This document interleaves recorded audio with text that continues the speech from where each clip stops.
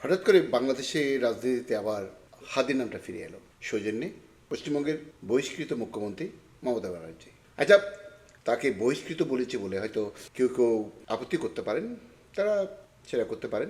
আসলে কেন বহিষ্কৃত বলছি তারও একটা পটভূমি আছে। সেটা হচ্ছে মমতা ব্যানার্জি কিন্তু নির্বাচনে হেরে যাবার পরে হার স্বীকার না করে পদত্যাগ করেননি।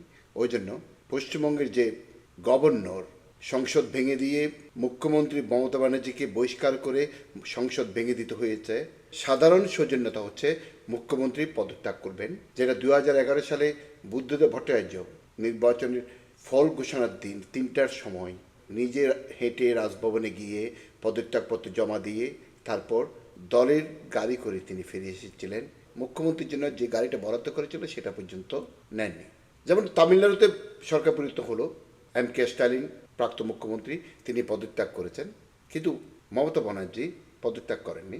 যাই হোক, সেটা মমতা ব্যানার্জির ব্যাপার, পশ্চিমবঙ্গের ব্যাপার। কিন্তু এই মমতা ব্যানার্জি হঠাৎ করে হাদির হত্যার সাথে কারা জড়িত তিনি নাকি জানেন।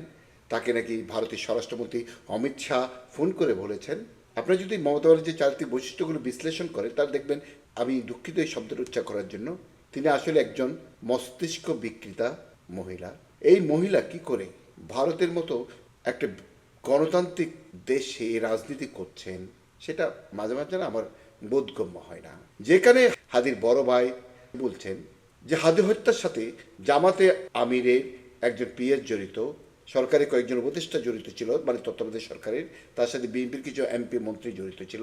তাকে নাকি মানে হাদিকেই ঢাকা ৮ আসন থেকে সরানোর জন্য তার বড় ভাই, তাদের ফ্যামিলির উপরে, তাদের পরিবারের উপরে প্রচণ্ড চাপ প্রয়োগ করা হয়েছিল।